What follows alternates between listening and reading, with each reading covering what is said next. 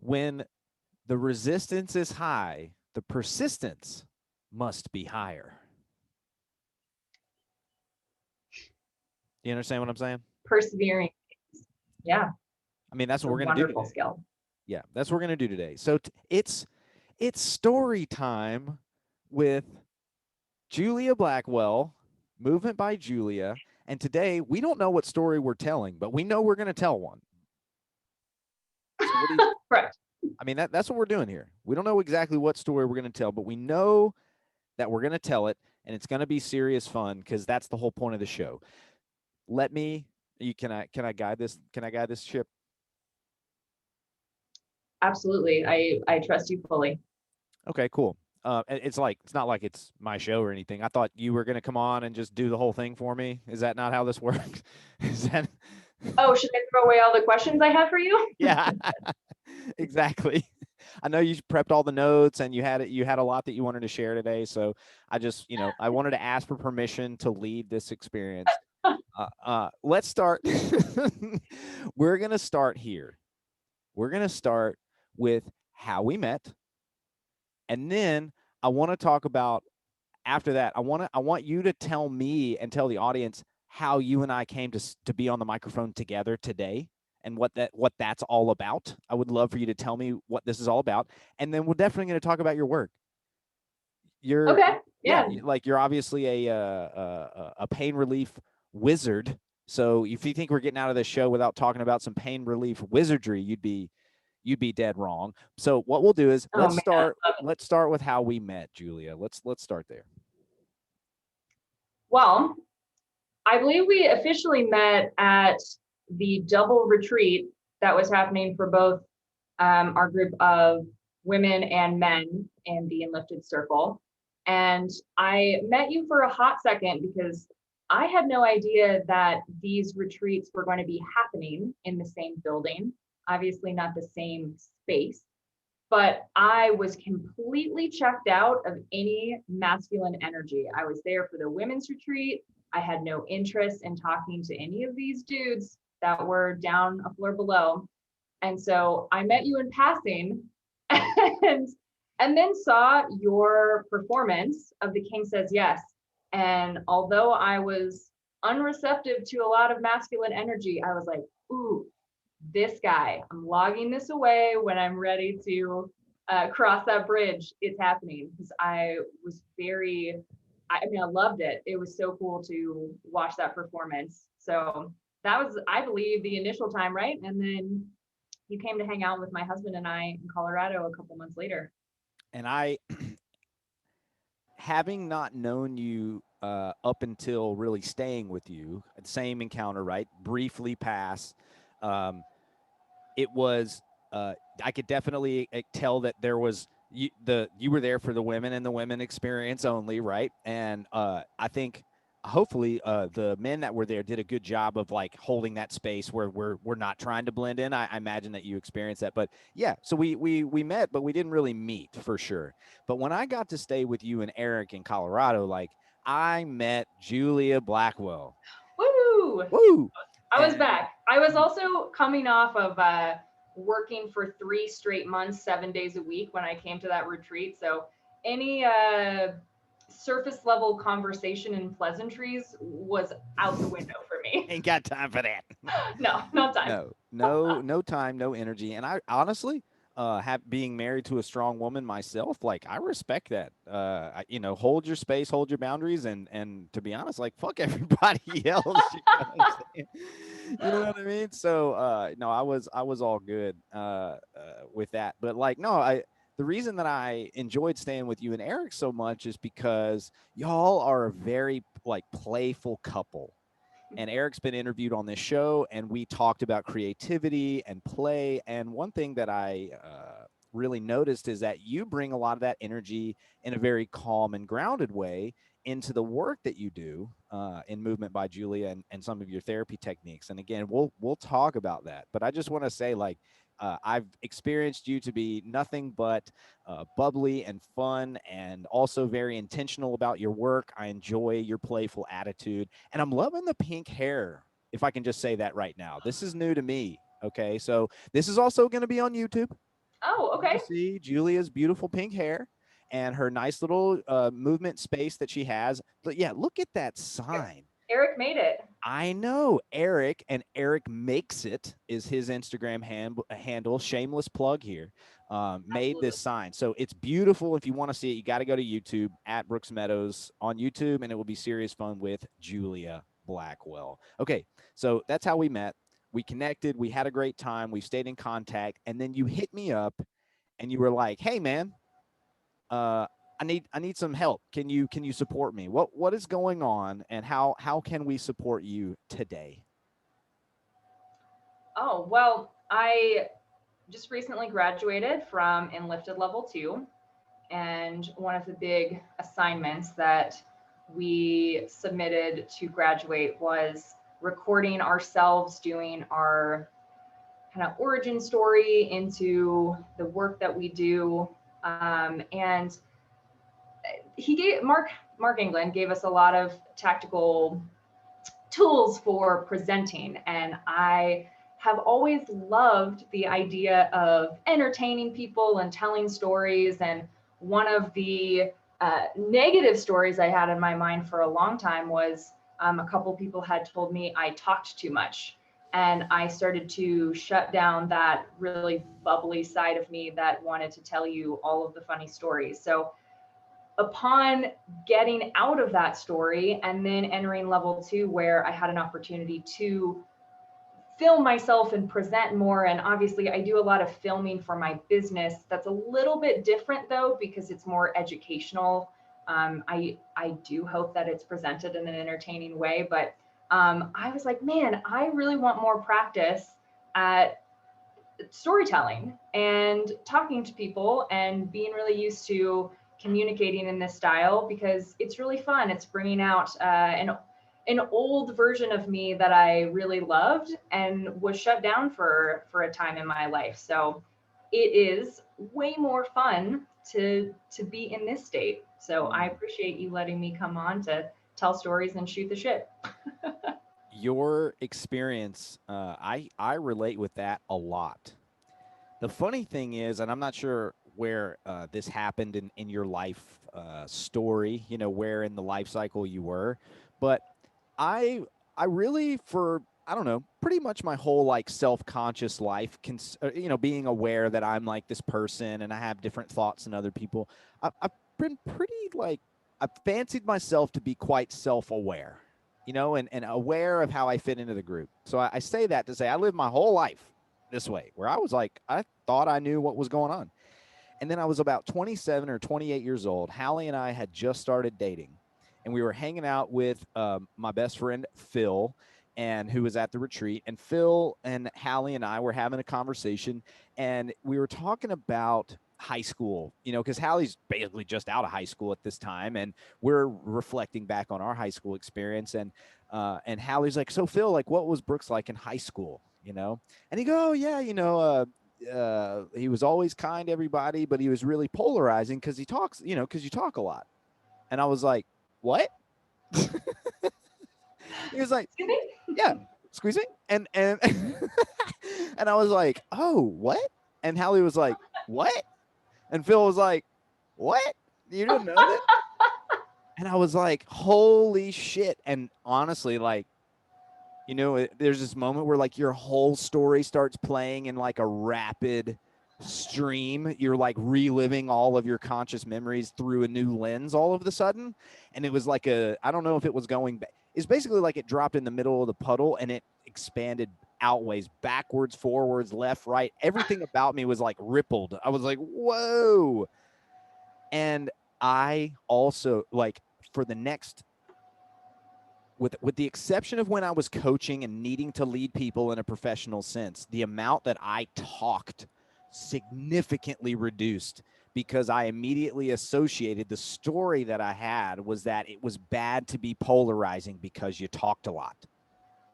And I carried that around, fuck, man, like probably until recently, to be honest, to about until about, I would say, the King Says Yes creation or its own Oh, birth.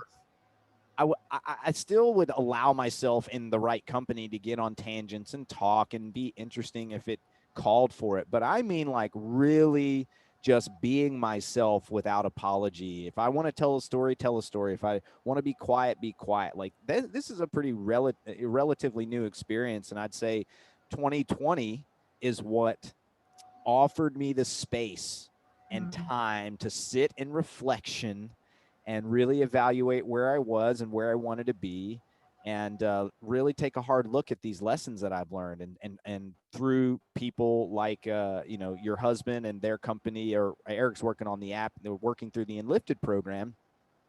Myself, I went through Strong Coach. Once you get some of these tools to unwind some of these stories, it allows you to, oh wow, I can breathe into this, and then I can do something else. I can start to retrain or recondition my thought patterns to and create my own story. So let's tell Julia's story then. You want to tell Julia's story? We'll lead up into, and you talk about it as much or as little as you like. But I I've done a lot of I've experienced a lot of manual therapy in my life. But I remember specifically leaving one of your sessions and going, "This is different than anything that I've ever done." And so I guess in order to get to talking about what you do now, let's talk about where you were and how you got into the work that you do now. Yeah, I would love to. Uh, the joke that most people make when you ask them how they got started on something is like, oh, well, when I was born, ha ha ha. But that's actually my scenario here. All of this did start when I was born. I was nearly a 10-pound baby. You can believe that nonsense. And I got stuck during the birthing process. So, in the panic to pull me out, the doctor ripped and tore all of the nerves in my right shoulder. Mm. And that yanking rendered my arm essentially useless. It was a little dead arm to the side until they did a massive nerve regraft when I was only 4 months old, which is wild. They took nerves out of the back of my calf muscle and rerouted them into my shoulder and my neck, Whoa. which is wild, especially in the 80s, that was a thing that was possible, right? Whoa. I have a great picture of tiny baby me where almost everything in my body is wrapped in bandages except for my left arm post-op, because so much of what had gone on, involved my whole body. So that's cellular memory trauma for another day. But this surgery did bring my arm back online, if you will, but it still left me with limited mobility, limited strength, and an incessant amount of tightness. And growing up, I did what most of us do, which is go through the standard Western medical system runaround, and went to constant doctor's appointments and occupational therapy sessions. And every single one of these medical professionals all told me essentially I was fucked, that my arm was never going to heal. It was never going to get any better. If anything, it was going to get worse. Mm. And one doctor even told me that I should never expect to play any both arms required type of sport, which is such a wonderful thing to tell a 7-year-old, right? Mm. Crazy. Speaking of creating stories. Ooh, yeah. Very interesting work I've done lately that surrounds this, being told from such a young age that you have limitations. And a So, lot of that is based on data that's collated, and then there's a mean or a norm, quote unquote, a norm attached to it. This is what's normal or average or expected based on the data, and we adopt that as my individual story. yes. When if you look at the collated data, they're scattered in many, many, many, many single individual dots that are all over the map, that actually are then collated to try to fit into like a nice little set. And I want to say that using data is very valuable in making decisions, and when it comes now that we understand how much like hearing a story can possibly affect the outcome, that it now begins to question like, oh wow, like how much of this should we be telling people? So yeah, you're 7 years old. You're the doctor is doing their due diligence to give you the data, which implies a story, and they tell you that story because they feel like it's in your best interest to know what's in front of you. So it's a really double-edged sword here. So you get told you're not possibly ever going to play a two-handed sport, which is pretty much all of them, but I totally get it. Probably some soccer in there or something like that. You could definitely play soccer. So keep going with your story. But yeah, I was going to say there's certainly a side story to talk later though about, which is if this surgery did in fact bring much of my arm back online, what could have happened if from that young age people had told me that I would heal and regain?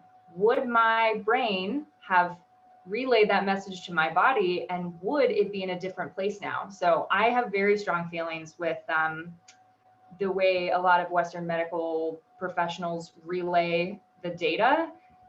They make hard conclusions that people defy all the time. So would that actually be a less rare occurrence if we had less people saying, nope, you're never going to run again. Oh, you're never going to squat without back pain again. So I could rant to you for a long time about that, but A lot of absolutes in the medical profession, even though science is never absolute.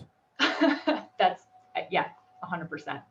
But yeah, eventually I did get tired of being told no, because probably my deepest desire as a kid was I wanted to be like everybody else. I wanted to do all the other things that the kids were doing. I wanted to play sports. And it was almost always met with a no, you can't, or you can try, but it's going to be so much harder for you, Julia, because of your arm. And those are the things sinking in to my subconscious. But yeah, eventually I was like, I'm over this. My parents had said no to softball, to basketball. I briefly did some gymnastics, and my mom told me to quit because I was struggling so much. But I eventually wore them down and convinced them to let me join the volleyball team when I was 11. And I immediately was in love with this game. And because I was so excited to finally be able to play a sport, I worked my ass off.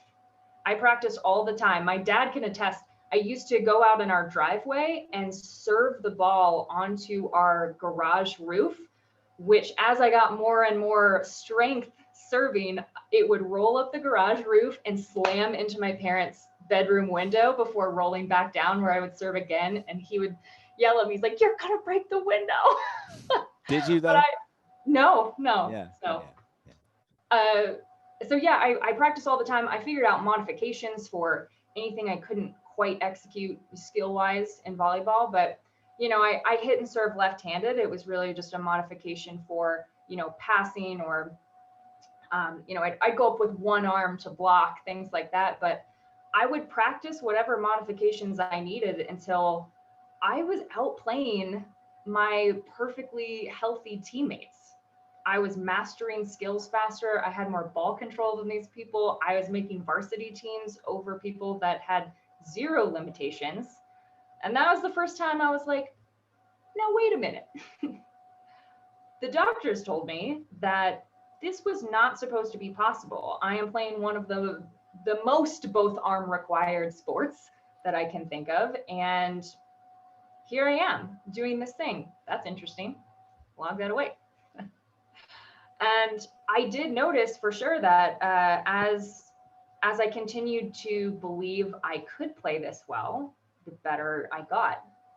And I ended I ended up winning a bunch of awards. I set a serving record in high school. I've won more tournaments than I can literally count, and I ended up earning a full ride scholarship to play Division II ball in college. So suck it, doctor. Suck it, doctor. Suck it.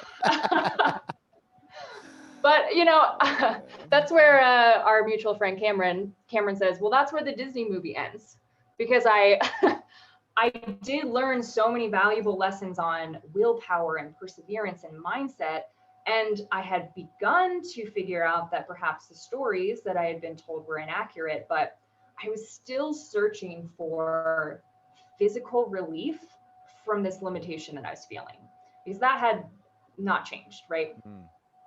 So in 2010, I packed up everything I owned in my Ford Taurus and moved from the hills of Cincinnati to the mountains of Boulder.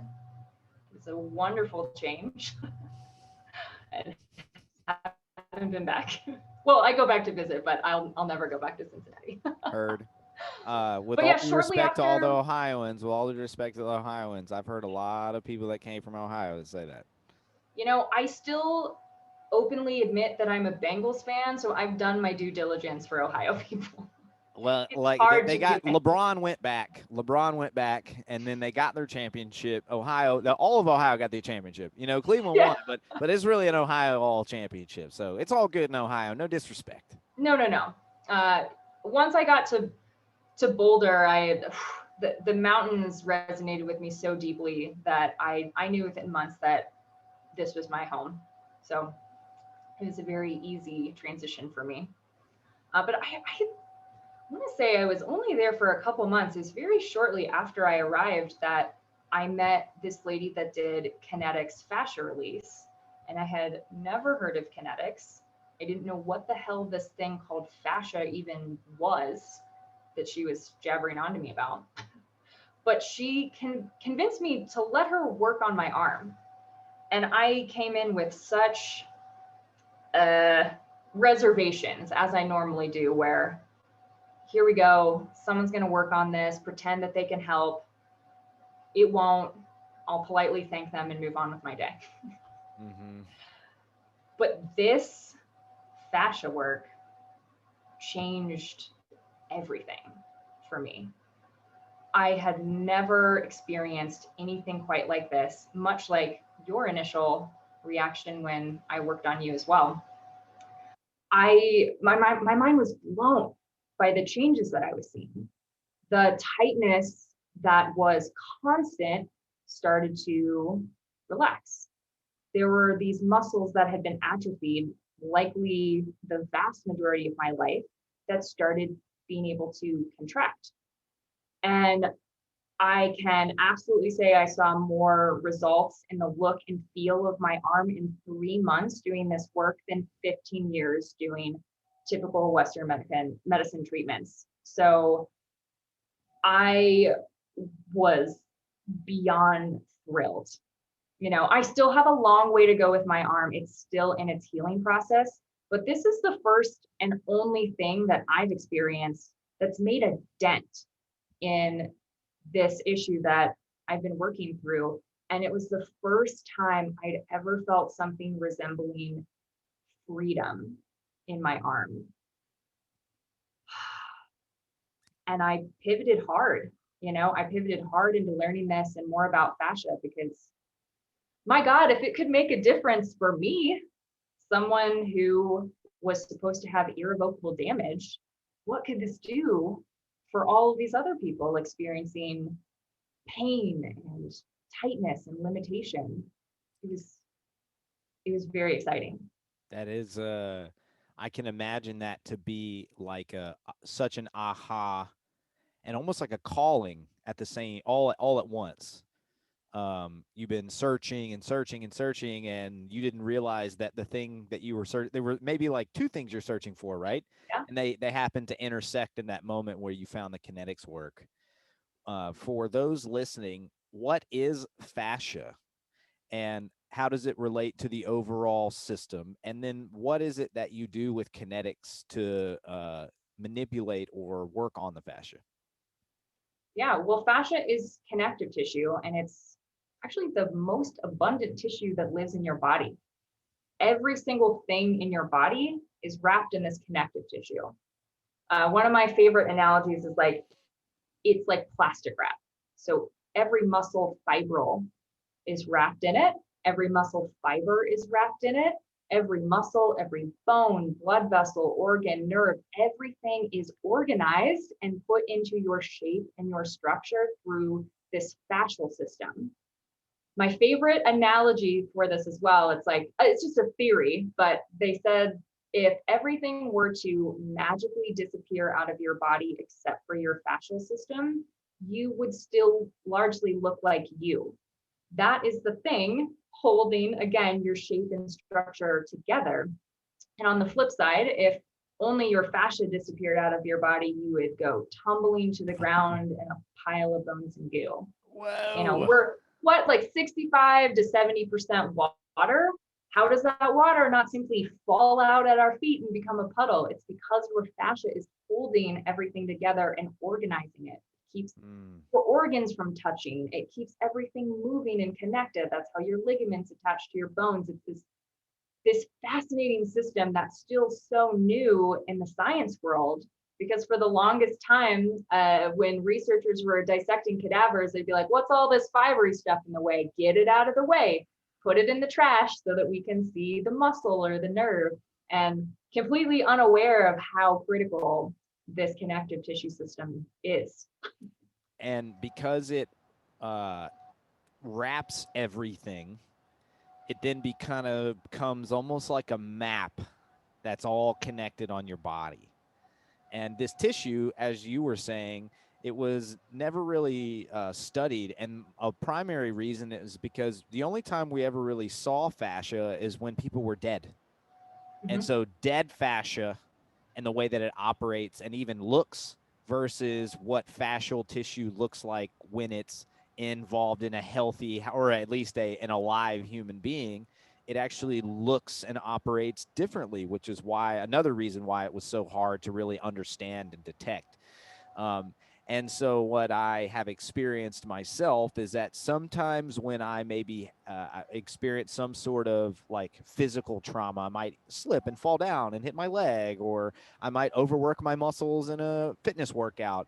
That once those things are damaged, that all my overall body seems to get tight, and that can get confusing, right? Because you're like, well, the pain's in my leg, how come I'm having a hard, how come I can feel this tightness like up near my neck or up near the top of my head or in my hands or something? So what is it that's happening that if I'm feeling it in one area but I'm tight all over? How is fascial tissue relaying and related in those cases? Totally. So your fascial system is all interconnected. It is all connected on a microscopic level. It's this crisscrossing three-dimensional spider web almost that goes throughout your whole body. But when you zoom out of the microscopic level, fascia has a grain like you would see on wood, where there are certain strips of fascia that the grain is all going in the same direction. And you're essentially like a puppet. If you were to pull one end of this fascia, an entire chain of bones and muscles is going to move from the end that you're pulling from. And there's multiple lines within your body that are all connected in these sheets. They're called anatomy trains. If you're really nerding out about how cool fascia is, I highly recommend looking up Thomas Myers. He's essentially the father of the fascial system in my eyes, being able to discover these really especially interconnected patterns of lines of pull within the fascial system. But essentially, with one of those strips starts to bunch up and shrink wrap a little bit, you can think of it like you put a vacuum on a vacuum suck plastic bag where it shrinks and pulls together, then everything along the rest of that chain is going to start pulling at weird angles. So oftentimes, like a great example is plantar fasciitis. People have this pain in their heel, right? And it's horrible pain if you've ever experienced it. But that point on your heel is the attachment of a line of fascia that goes up your entire posterior chain. And so what's normally happening with people is they have these congested, stuck together, dense areas in their calf, their hamstring, maybe even up into the glute, that's pulling on the attachment point, which is your heel. And so people are feeling the pain in their heel when it's actually further up the line in that fascial chain. So it's a really interesting process to educate yourself on the lines of pull and be able to play around with what patterns are causing a pain that is in a completely different area. Because rarely, in my experience with clients, rarely where you're feeling the pain is the actual problem. Mm. I mean, as a person that spent a lot of time in the fitness industry and beating myself up, whether it's martial arts or doing things, I can attest to that. It, it, the source of the pain and the problem are, I don't know, say maybe it's pretty rare that they're ever the same thing. There's obvious times where you have like knotted tissue and you touch that and you go, oh, that, yeah, okay, that. But like if I'm having something that's oh, it's been coming on over time, for example, if I have short or tight quads, for example, it's known to have that little tendon over your knee get a little bit soft because not everything's moving. So these are all things that I think on a if someone were to look and think about all the pains and the things and the nooks, it's rarely going to be exactly, oh, I can touch that. So what I noticed is that when you were working on my shoulder, one thing that was different than I had ever experienced, and I don't know if you saw this in the teaser, but I said you like to play footsie. You like to play footsie with your clients. And I'm being, it was very tongue in cheek. I'm being cute, but you literally use your feet as the manual like anchor that I'm going to hold you here and then I'm going to have you create some movement. So walk us through what a typical like experience in this kinetics is like, and yeah, just tell me about why you use your feet. Oh my gosh, because it's the coolest. Uh, no, I believe one of the reasons that this was developed is it's a lot easier on the practitioner, but it also allows me to apply a significant amount of compression to your fascia while still allowing you to feel safe because of this surface area. So if I were to put in that kind of weight with a thumb or the point of my elbow, you would be jumping off the mat and cursing Mm, my name. But mm, there's something about the wider surface area and the way we go into the fascia that allows us to put, again, a very substantial amount of compression in there and still have you able to move. So what I'm doing is I'm looking for areas of the fascia that feel dense or hard, because I know I'm throwing a lot of analogies your way, but healthy fascia is essentially like a wet sponge where it compresses. You can move and twist in any direction, and when you're done moving, it bounces back to its original shape. So I'm like looking for the areas that feel like a dry sponge, which are very hard and brittle and dense, right? So I'm feeling for that with my foot, and I can do that because I've been doing this a long time, and it stands out to me at this point. But I will compress it down and then have you go through a very deliberate range of motion that's going to help cross fiber all of the fascial fibers as much as possible. So those are the two main ways that I know fascia changes most quickly, is that compression and then cross fibering at the same time. And I'm also fascinated by the fact that your fascial system is like a second nervous system. It can communicate within itself very rapidly. In fact, 10 times faster than the nervous system sends signals. And, wow. and so if you are activating both the fascia and the nervous system combined by moving yourself through a range of motion, we are quickly interrupting patterns. Like a lot of times you get stuck in a neurological or a muscular pattern because of tightness, compensation, what have you. And so we are quickly interrupting that pattern through active movement as well. Mm.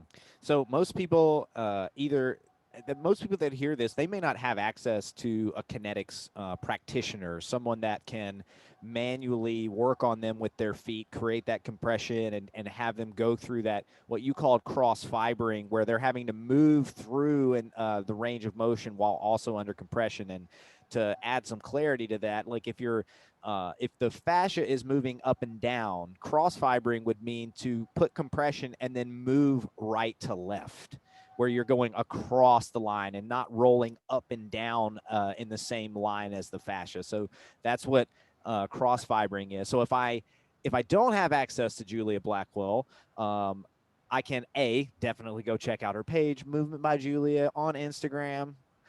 She's got lots of great information available to you, and I'm going to get her to. I'm prompting her now to give us the goods, to give us the secrets. We're going to fix everybody today. But I, I if I don't have access to that other person to compress me, what can I do to start to apply some self care from a manual therapy using these ideas? Yeah, so especially during Corona times, which has been a really like gratefully fun transition for me, I've been applying the same principles of kinetics to foam rolling. So using some kind of a fascia release tool, whether it be a foam roller, a lacrosse ball, occasionally I'll use something that's more like a softball size, but we're adding compression through putting our body weight on a fascia release tool of some kind. And then I'm essentially explaining very similar motions that I would do if I was stepping on you in order to get that same compression and cross fibering effect. And it's been so fun, Brooks, because speaking of stories we were talking about earlier, I had a story in my mind that I was like, I can't guarantee that people are going to get results with foam rolling if I can't control all aspects of the situation, right? I have to be in control. I have to be the one, doing the work, and realizing no, not at all. Like these principles are true because that's the way that fascia responds. And I've been seeing people get incredible results and very, very similar results by simply doing it on their own with these fascia tools. So it's been so fun. Well, and it's funny because when we in the hero's journey that we're all on of self discovery, and we go through many different kinds of hero's journey, but let's just say we're going to talk about the hero's journey like it's a path to mastery. I'm reading a book right now called Mastery by Robert Greene, and it lays out a very like step by step. It's not, learning is not linear, but the book at least logically lays out the linear path to mastery and going through the apprenticeship phase. And so the apprenticeship phase is where we're learning and we're putting our own craft to it and we're just taking in all that we can. But there is a moment in the hero's journey where we sort of like go through the am I worthy of this? Am I capable of stepping out and doing something creative on my own? Am I capable? Is my voice worth being heard? You know what I'm saying? And so it sounds like you were getting through the other side, where on the other side is like this burst of creativity, right?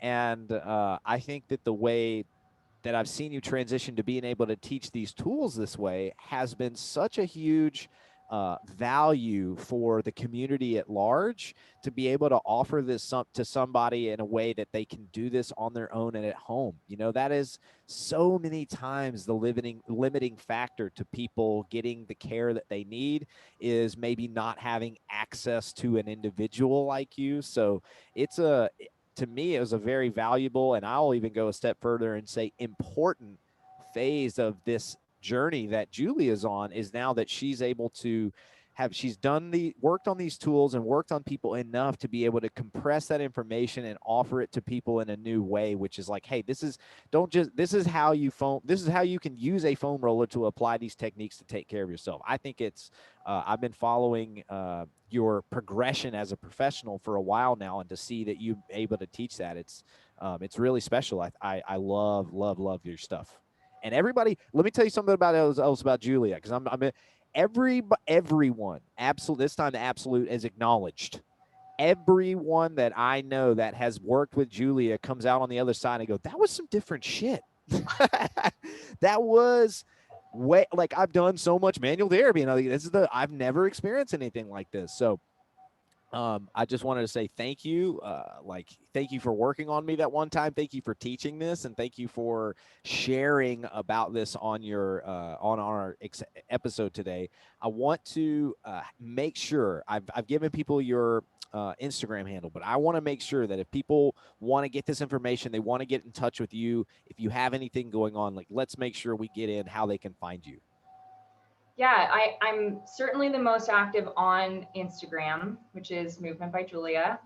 If you are interested in booking a one-on-one session if you're really wanting to figure out your specific pain pattern on what's going on and contributing to whatever pain or mobility thing you're experiencing with. You can book a session, virtual and in person, if you happen to be in the Denver area, on my site, which is movementbyjulia.com. I'm also really excited. A couple months back, I launched a membership program called Roller Club. And Roller Club is all of the fascia release techniques that I have adapted from Kinetix into, the techniques with other tools, and compiled a bunch of pain specific flows for you to follow, a bunch of information on how to map your own body. And that exists now. It's a monthly membership, and you can sign up for that on my site as well.